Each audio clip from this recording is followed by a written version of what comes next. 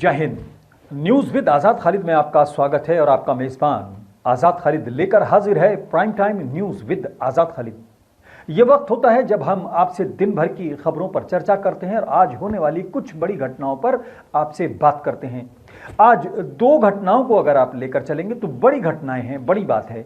आदरणीय प्रधानमंत्री महोदय ने देश को संबोधित किया है मन की बात के तहत। मन की बात नहीं बल्कि ये देश के मन की बात कहा जाए तो शायद ज्यादा बेहतर होगा, क्योंकि हर देशवासी इसमें अपने आप को महसूस करता है, ये एक बड़ी बात है। उसके अलावा संघ प्रमुख आरएसएस के प्रमुख मोहन भागवत ने भी देश को संबोधित किया है, बल्कि अपने कार्यकर्ताओं को भी संबोधित किया है, लेकिन उन्होंने तबलीगी जमात को नाम लिए बगैर ये कहा है कि हम किसी को भी टीज नहीं कर सकते और पूरा देश सब मिलकर चलेंगे और सब हमारे साथी हैं और किसी को भी ऐसे क्रिटिसाइज करना ठीक नहीं है। दोनों बड़ी घटनाएं हैं, हालांकि बातें और भी हैं, लेकिन आज फोकस इन दो घटनाओं पर करते हैं। प्रधानमंत्री महोदय ने बाकायदा कहा है कि रमज़ान की मुबारकबाद देते हुए कि आप इस बार रमज़ान में ज़्यादा इबादत करें और ताकि ईद से पहले पहले कोरोना को हराया जा सके और एक बेहतर ईद मनाई जा सके। बहुत बहुत धन्यवाद, बहुत अच्छा लगा। सबका साथ सबका विकास का नारा आज सत्य किया है प्रधानमंत्री महोदय ने और देश इसको बहुत पॉजिटिव वे में ले रहा है। खासतौर से मुस्लिम समाज इसको बहुत पॉजिटिव और बहुत अच्छे तरीके से ले रहा है। खासतौर से धन्यवाद के पात्र हैं आदरणीय प्रधानमंत्री महोदय कि उन्होंने एक बहुत बड़े समुदाय को, खासतौर से मुस्लिम समुदाय को बाकायदा संबोधित करते हुए उनके पाक महीने को एक तरह से सेलिब्रेट करने को और उसको आदर के साथ कहा है कि आप इबादत ज़्यादा करें ताकि ईद अच्छी मनाई जा सके और ताकि खुदा भी खुश हो और कोरोना से समाज जीत जाए, देश जीत जाए। सबका साथ सबका विकास सबका विश्वास, ये वो नारा है जो प्रधानमंत्री महोदय देते भी हैं और कहते भी। सबका साथ सबका विकास और सबका विश्वास, ये तीनों बातें आज नजर आईं और बहुत अच्छा लगा। हालांकि कुछ लोग इसको ये कह रहे हैं, खासतौर से विरोधी गुट के लोग ये कह रहे हैं कि प्रधानमंत्री महोदय जो ये बात कह रहे हैं ये उस समय में कह रहे हैं जबकि देश की पूरी दुनिया में किरकिरी हो रही है, खासतौर से खाड़ी देशों में, और कुछ उन्हीं लोगों की वजह से हो रही है जो कि भाजपा समर्थित हैं और कुछ संकीर्ण मानसिकता के लोग हैं, जिसकी वजह से खाड़ी देशों में खासतौर से मुस्लिम समाज को टारगेट करने को लेकर भारत की किरकिरी हुई। कुछ संकीर्ण मानसिकता के लोग कह रहे हैं कि ये जो बयान खासतौर से प्रधानमंत्री महोदय का इस वक्त आया है, ये शायद इसकी वजह ये तो नहीं कि खाड़ी देशों में खासतौर से मुस्लिम समाज को टारगेट करने को लेकर जिस तरह से भारत की किरकिरी हुई है और कई ऐसे लोग जो करोड़ों लोग वहाँ पर नौकरी कर रहे हैं उनकी नौकरी को संकट पैदा हुआ है, और ख़ासतौर से जबकि देश की छवि पूरी दुनिया में बेहतर बन रही थी तो उसको डैमेज कंट्रोल को करने के लिए तो बयान नहीं आया। नहीं, हम ऐसा नहीं मानते। ये प्रधानमंत्री महोदय का अपना स्टाइल है, अपना अंदाज है और वो सबको साथ लेकर चलते हैं। हम इस बात का खंडन करते हैं और ये मानते हैं कि ये पीएम का अपना इनिशिएटिव है, खाड़ी देशों का कोई दबाव नहीं है। और ये भी मैं आज क्लियर कर देता हूँ, मैंने कल भी ये बात कही थी कि हमको या यहाँ के मुस्लिम्स को जितना हमारे संविधान पर, भारत के संविधान पर, भारत के कानून पर भरोसा है उतना खाड़ी देशों पर या किसी और पर नहीं है। हमको आज भी जो उम्मीदें हैं, जो भी ग्रीवेंस है या जो भी अगर कोई हमारी मांग है तो हम भारत के संविधान से, भारत की सरकार से और भारत के सिस्टम से करना चाहेंगे। तो ये हम बिल्कुल खंडन करते हैं कि प्रधानमंत्री महोदय का रमजान को लेकर या मुस्लिम समाज को लेकर, खासतौर से मोहन भागवत का ये कहना, ये ऐसे में आया है जबकि पूरे दुनिया में खाड़ी देशों में अगर कथित तौर पर जो है कहीं निशाना बनाया जा रहा है तो हम इसका समर्थन नहीं करते। लेकिन आज इस मौके पर आदरणीय प्रधानमंत्री महोदय से हाथ जोड़कर पूरे समाज की तरफ से एक विनती करना चाहते हैं। आपका जो नारा है सबका साथ सबका विकास, उस पर पूरे देश ने भरोसा किया, मुस्लिम समाज ने भी भरोसा किया, और आप पर अगर विश्वास न होता तो आपका जो नारा है सबका साथ सबका विकास सबका विश्वास, तो वो शायद सत्य न होता। आप पर पूरा विश्वास है, विश्वास है तभी दूसरी बार आपको जो है सत्ता सौंपी गई है। देश की जनता ने आपको दोबारा से चुना है और प्रधान सेवक के तौर पर जो आप खुद भी कहते हैं उसके लिए आपको चुना है। लेकिन कभी कभी कुछ बातों को लेकर जो सबका विश्वास वाला नारा है वो कहीं ना कहीं डावल होता है कुछ कमज़ोर दिल के लोगों का, खासतौर से उन लोगों का जिनको कहीं ना कहीं कुछ सवाल सुनते सुनते या विपक्षकार खासतौर से कुछ ऐसे बातें सामने आती हैं जिसके बाद उनका विश्वास डोल जाता है। हालांकि किसी को विश्वास में कोई कमी नहीं है, अगर कुछ लोग कहते थे कि ईवीएम में गड़बड़ करके जो है सत्ता हासिल की गई है, वो भी किसी को नहीं है, क्योंकि वोट दिए हैं लोगों ने, प्रचंड बहुमत के साथ दिए हैं, विश्वास था तभी वोट दिए गए हैं। ये बिल्कुल गलत बात है। लेकिन सबके विश्वास में जो कभी कभी बातें आती हैं, उस पर भी मैं आज आपसे विनती करके रोशनी डालना चाहूंगा। डॉक्टर कफील हैं, जेल के अंदर हैं। क्यों जेल के अंदर हैं वो कानून को, पुलिस को मालूम होगा, लेकिन लोगों के मन में सवाल आता है। गोरखपुर के अंदर 70 बच्चों की मौत हुई, उनके खिलाफ, उस व्यवस्था के खिलाफ क्या कार्रवाई हुई? क्या उस सारे के लिए डॉक्टर कफील दोषी थे? ये लोगों के मन में सवाल आता है। कभी कभी ये सवाल आता है, क्या सिर्फ डॉक्टर कफील की ये गलती है कि वे उसी समाज से जुड़े हैं जिसको लेकर आज कथित तौर पर कहा जा रहा है कि बहुत टारगेट किया जा रहा है? आदरणीय प्रधानमंत्री महोदय से एक बात और कहना चाहेंगे। आदरणीय प्रधानमंत्री महोदय, आपके घर से कुछ किलोमीटर की दूरी पर दिल्ली के अंदर, देश की राजधानी के अंदर, दिल्ली की हिंसा के दौरान मस्जिद के अंदर आग लगाई गई, मस्जिदों के अंदर आग लगाई गई, मज़ारों को जलाया गया, मस्जिद के मीनार पे भगवा झंडा फहरा दिया गया। किसी के खिलाफ क्या कार्रवाई हुई, ये ज़रा अगर पता लग जाएगा तो सबका विश्वास जो है वो बना रहेगा। उन लोगों के खिलाफ जो कार्रवाई हुई वो भी सामने आनी चाहिए, क्योंकि अगर आपके घर से, राष्ट्रपति महोदय के घर से सुप्रीम कोर्ट से कुछ किलोमीटर की दूरी पर इतनी बड़ी घटना हो जाए और उसके बावजूद भी कपिल मिश्रा जैसे लोग, कपिल गुर्जर जैसे लोग, गोपाल जैसे लोग, अनुराग ठाकुर जैसे लोग और भी बहुत से ऐसे लोग जिनका हिंसा के लिए भड़काने में या उकसाने में या कहीं ना कहीं पीछे से उनका कोई रोल था, उनके खिलाफ कार्रवाई होने के बजाय कुछ वही लोग जेल में डाल दिए जाएं जो कि पीड़ित थे, अपनी जान की गुहार लगा रहे थे। उनको ही एक तरह से विलन बनाकर, उनको ही एक तरह से कहीं ना कहीं पूरा आरोपी बनाकर अगर जेल में ठूंस दिया गया है, तो कहीं ना कहीं ये लगता है कि जो आज आपका संबोधन है उसका सम्मान करते हुए, ये चूंकि आपने ही एक हिम्मत बंधाई है कि लोग सवाल कर सकें और विश्वास में अगर कोई खामी है तो ये आपसे एक अभिभावक के तौर पर सवाल किया जा सकता है, पूछा जा सकता है कि क्या आपकी नॉलेज में है कि दिल्ली में जो भी कुछ हुआ, ये तमाम चीज़ें हुई, इसके खिलाफ जो कार्रवाई हुई या कपिल मिश्रा के खिलाफ जो कार्रवाई हुई या नहीं हुई, वो क्या आपके संज्ञान में है? उसके अलावा जामिया के बच्चे, जामिया के स्टूडेंट्स, उनको लाइन में लगाकर पुलिस लगातार उठा रही है, गिरफ्तारी की जा रही है। क्या प्रदर्शन करना, क्या सीए का विरोध करना या किसी भी संवैधानिक मांग को मांगने के लिए प्रोटेस्ट करना या आंदोलन करना या धरना देना इतना गैर कानूनी हो गया कि सब कुछ खत्म होने के बावजूद भी एक एक दो लोगों को रोजाना उठाया जाता है, कई लोगों को जेल में डाल दिया गया है, उनके ऊपर बड़े आरोप लगाए गए हैं। ये वो ऐसी कार्रवाई है, क्या वो देश के सामने आनी चाहिए या नहीं आनी चाहिए? आदरणीय प्रधानमंत्री महोदय से इस पर ये रिक्वेस्ट है, पूरे समाज की तरफ से रिक्वेस्ट है कि इस पर ध्यान दिया जाए और कम से कम जो भी उनके आरोप हैं उसको ओपन कोर्ट में एक सुनवाई की जाए। अगर वो दोषी हैं, चाहे वो शर्जील इमाम हो, चाहे वो जो है और भी लोग हों, बहुत नाम है। शर्जील इमाम पर तो बड़े हीनियस जो है आरोप लगे हुए हैं, हालांकि उसका एक ही बयान था, लेकिन क्या कपिल मिश्रा का ये बयान कि गोली मारो सालों को या और लोगों को, जिन भी लोगों के ये बयान थे, क्या वो इतने गंभीर नहीं थे? उसके अलावा एक बहुत गंभीर बात और मैं कहना चाहता हूँ, जो डॉक्टर कफील हैं वो सिंबॉलिक हो सकते हैं, लेकिन अगर जिन लोगों को जिस तरह से टारगेट किया जा रहा है वो बाकी जो लोग हैं वो कितने डिमोरलाइज हो जाएंगे, वो कैसे रमज़ान मनाएंगे, कैसे इबादत करेंगे, ये बड़ा सवाल है। दिल्ली के, पूर्वी दिल्ली के ज़्यादातर इलाकों में रात को पुलिस आती है, लोगों को उठा के ले जाती है, उनके ऊपर आरोप फ्रेम किए जाते हैं, चार्जेस फ्रेम किए जाते हैं, उनको जेल में डाल दिया जाता है या फिर मोटी रकम लेके उनको छोड़ दिया जाता है। मोटी रकम लेके गरीब आदमी या तो पैसे का इंतजाम करेगा या जेल जाएगा।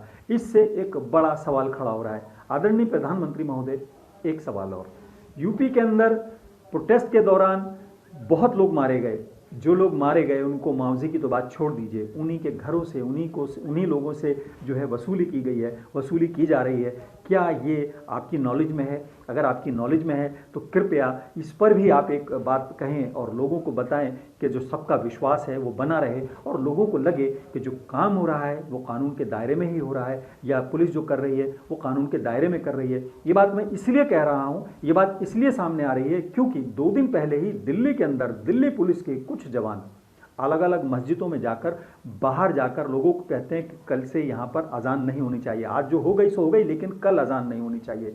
लोगों ने जब पूछा इसके आदेश कहाँ हैं तो उन्होंने कहा नहीं, हम कह रहे हैं इसको आप बंद कर दीजिए। हालांकि जब शोर हुआ, हंगामा हुआ, लोगों ने प्रोटेस्ट किया तो वो फिर अजान की इजाज़त दे दी गई, क्योंकि वो उन्होंने अपने मन से किया था। हमारा सवाल ये नहीं है कि अजान को पाबंदी लगाई या नमाज को, क्योंकि अगर खाने काबा में नमाज नहीं हो रही तो पूरी दुनिया में नमाज नहीं हो रही है, तो देश में भी नहीं हो रही। कोरोना ग्लोबल परेशानी है, पूरी दुनिया की परेशानी है। मुस्लिम समाज कंधे से कंधा मिलाकर सरकार के साथ है।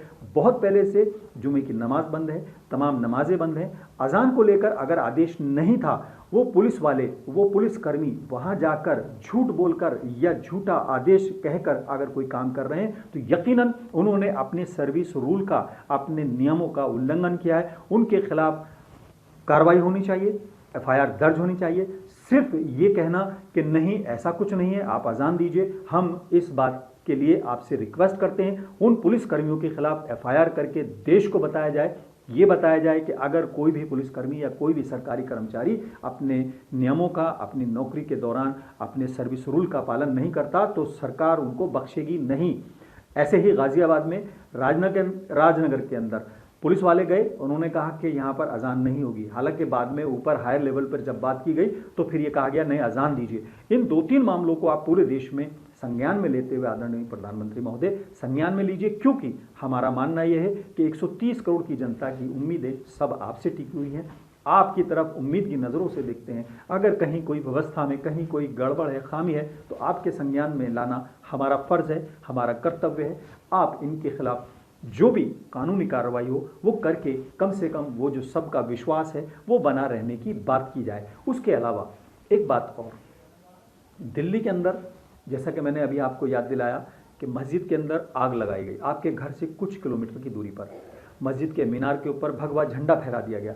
उसमें कितने लोगों की गिरफ्तारी हुई, क्योंकि बहुत प्रबल हमारी ये एक बात है कि इसको कोई मुसलमान खास तौर से अगर मुस्लिम होगा तो वो तो करेगा नहीं, असामाजिक तत्व करेंगे, क्योंकि देश असामाजिक तत्वों की करतूत यहाँ पर देख चुका है। अगर 92 में 6 दिसंबर 1992 में सरेआम कोर्ट के आदेशों का उल्लंघन करके बाबरी मस्जिद को ढाया जा सकता है, शहीद किया जा सकता है, तो फिर ये भी किया गया होगा। वो चलो बहुत दूर था, लेकिन ये तो आपके घर से कुछ किलोमीटर की दूरी पर था। तो इस पर तो आप कम से कम गंभीरता के साथ एक ऐसी कार्रवाई, एक ऐसी नज़ीर पेश कर सकते हैं, बना सकते हैं, ताकि पूरी दुनिया में ये कहा जा सके कि भारत के अंदर जो है अल्पसंख्यकों का, खास तौर से कमज़ोरों का विश्वास बनाए रखने के लिए सरकार कानून का पूरी तरह पालन करती है। और एक बात और, अगर कपिल मिश्रा, कपिल गुर्जर, गोपाल, अगर बात करें और लोगों के अलावा, आपके अनंत हेगड़े सांसद हैं, आपके एक तरह से पार्लियामेंट में आपके सेशन के अंदर वो सांसद हैं,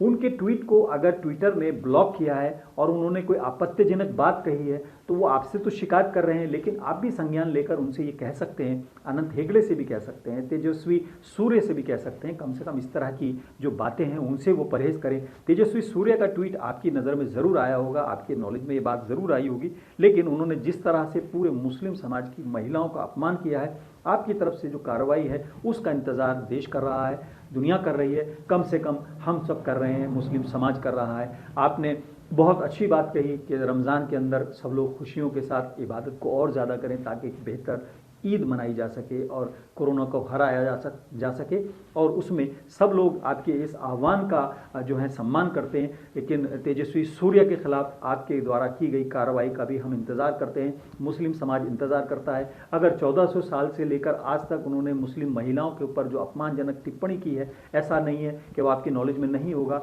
आप कम से कम अपने तौर पर बाहर विदेश में, खाड़ी देश में जो भी बदनामी हो रही है उससे हमारा कोई मतलब नहीं है। हम सिर्फ आपसे उम्मीद करते हैं कि तेजस्वी सूर्या हों, अनंत हेगड़े हों, कपिल मिश्रा हों या अनुराग ठाकुर हों, ये तमाम वो लोग हैं जिन पर कम से कम आपकी नज़र ज़रूर रही होगी, उनकी टिप्पणियों के ऊपर भी, उनके बयानों के ऊपर भी, जैसे कि पूरी दुनिया की नज़र है, आपकी नज़र भी रही होगी।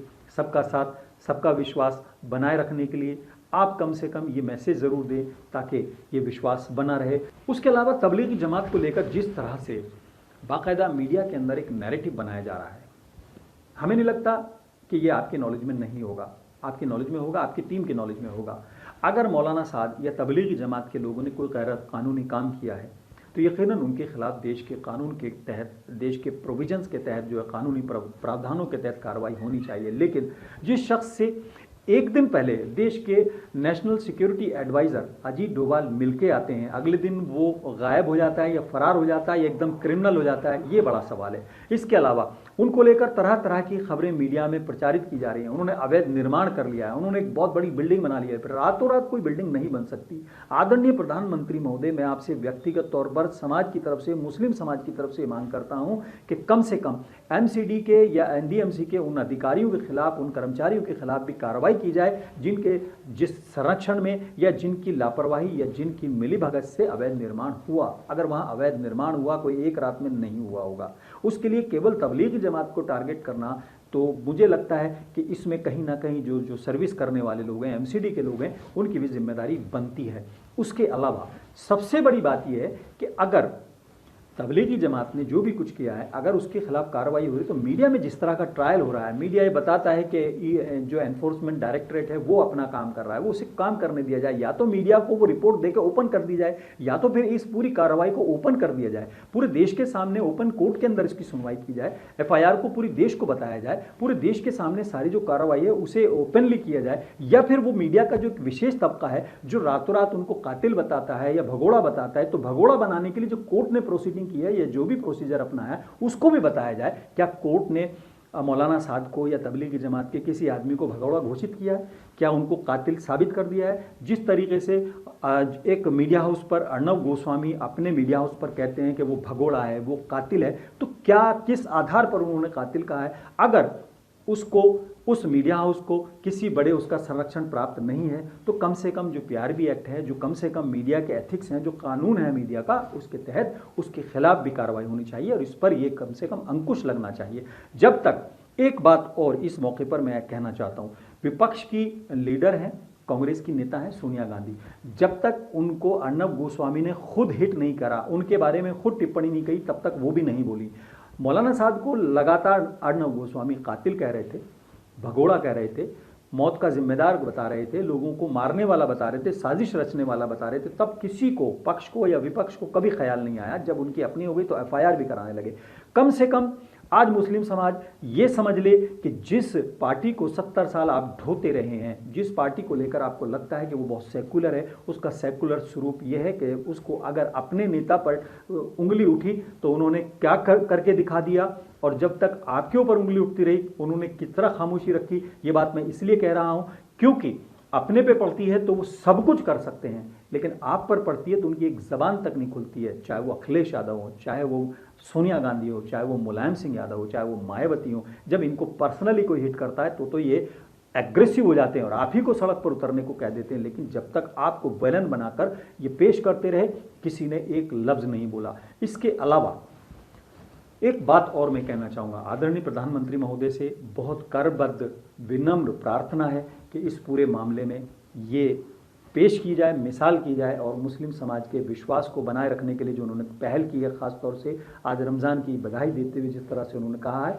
पूरा समाज उसका आभारी है और पूरा समाज उस सोच का, उस भाव का सम्मान करता है। बस इतना है कि कम से कम दिल्ली हिंसा के अंदर कपिल मिश्रा के रोल को, उसके खिलाफ होने वाली कार्रवाई को सार्वजनिक करते हुए जो भी कार्रवाई है वो बताई जाए, जो लोग गिरफ्तार किए गए हैं उसको ओपन कोर्ट में या ओपनली उसको भी बताया जाए। और उसके अलावा एक बार फिर हम धन्यवाद करते हैं आदरणीय प्रधानमंत्री महोदय का कि उन्होंने आज मुस्लिम समाज की खुशियों को, खासतौर से रमज़ान की खुशियों को बढ़ा दिया है। और ये हम एक बार फिर आश्वासन देते हैं, पूरी दुनिया की तरह भारत जो है वो, भारत का मुस्लिम समाज पूरी तरह सरकार के साथ है। और आप ये देख सकते हैं, रिकॉर्ड उठा सकते हैं कि कोई जुमे की नमाज पिछले कई महीने से, जब से लॉकडाउन का या जब से इसका ऐलान हुआ, नहीं हो रही है। किसी मस्जिद में कोई नमाज नहीं हो रही है, सब लोग घर पर रहकर कर रहे हैं। मुस्लिम समाज को इस बात से बिल्कुल कोई वो नहीं है, जो देश में सबके साथ है वो उस समाज के साथ भी है।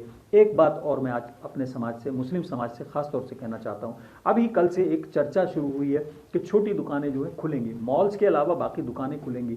ऐसा नहीं लगता मुस्लिम समाज को ऐसी कोई विशेष आवश्यकता, मुझे नहीं लगता कि होनी चाहिए या है। अगर छोटी दुकानों को खुलने को लेकर सरकार कोई ऐलान करती है तो कृपया ये रिक्वेस्ट है कि गृह मंत्रालय या सरकार कोई भी नोटिफिकेशन जारी करे, ज़बानी कोई भी बयान या ज़बानी कोई भी बात जो है वो कम से कम ना की जाए। ऐसा इसको लेकर अशोक गहलोत हैं, राजस्थान के मुख्यमंत्री, उन्होंने भी ये सवाल किया। उन्होंने भी कहा कि कहीं ना कहीं केंद्र सरकार और गृह मंत्रालय जो है वो कंफ्यूज कर रहा है, तो कम से कम जो भी आदेश आए दुकानों को खुलने को लेकर, मुस्लिम समाज से बाकायदा रिक्वेस्ट है कि रमज़ान के महीने में वो ये मान के ना चले कि उसको बहुत ज़्यादा कोई ज़रूरत है, या जब तक सरकारी आदेश ना आए वो बिल्कुल भी इन दुकानों को लेकर या इन दुकानों को खुलने को लेकर कोई उत्साह ना करे और भीड़ ना करे। क्योंकि अभी अगर देखा जाए तो ये बहुत कंट्रोल्ड टाइम है, जबकि हमने ख़ास तौर से कोरोना को लेकर कंट्रोल रखा है। सरकार की कोशिशों से कोरोना कंट्रोल है, और जितनी मौतें हालांकि हुई हैं वो भी बड़ा दुखद है, लेकिन जितनी हुई है वो औरों के मुकाबले में बहुत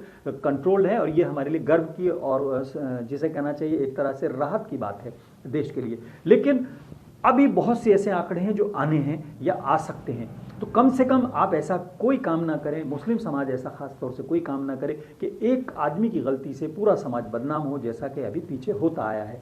अगर गृह मंत्रालय की तरफ से या सरकार की तरफ से कोई बाकायदा नोटिफिकेशन नहीं आता है, रिटन नोटिफिकेशन नहीं आता है, तो आप ये मान के चलें मुस्लिम समाज खास तौर से कि वो इनको बिल्कुल पालन ना करे। इसके लिए बिल्कुल ये ना सोचे कि वो उत्साहित होकर भीड़ को इकट्ठा करे या लॉकडाउन का उल्लंघन करे, या ये मान के चले कि रमज़ान के लिए उसको छूट मिल गई है।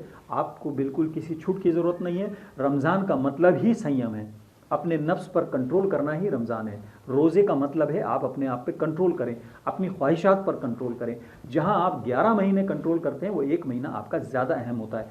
अगर सरकार का कोई ऐसा इरादा है तो उसका स्वागत है, उसका नोटिफिकेशन आ जाएगा, लेकिन आप अफवाहों पर या इस तरह की किसी बात पर ध्यान ना देते हुए आप संयम से काम लें। उसके अलावा अशोक गहलोत साहब का जो ये कहना है कि किसी तरीके से जब तक के रिटर्न में जब तक ना आए तब तक उसको ना किया जाएगा, और ख़ास तौर से उत्तर प्रदेश सरकार ने इसको बिल्कुल क्लियर कर दिया है। आज भी कहा गया है कि कोई छोटी दुकान नहीं खुलेगी। ये एक सराहनीय और एक अच्छा कदम है जिसको कि सराहना होनी चाहिए। लेकिन मुस्लिम समाज को संयम बरतना चाहिए, और ख़ास तौर से किसी भी ऐसी बात से परहेज़ करना चाहिए जिसका कि असर पूरे समाज पर हो, पूरा समाज बदनाम हो।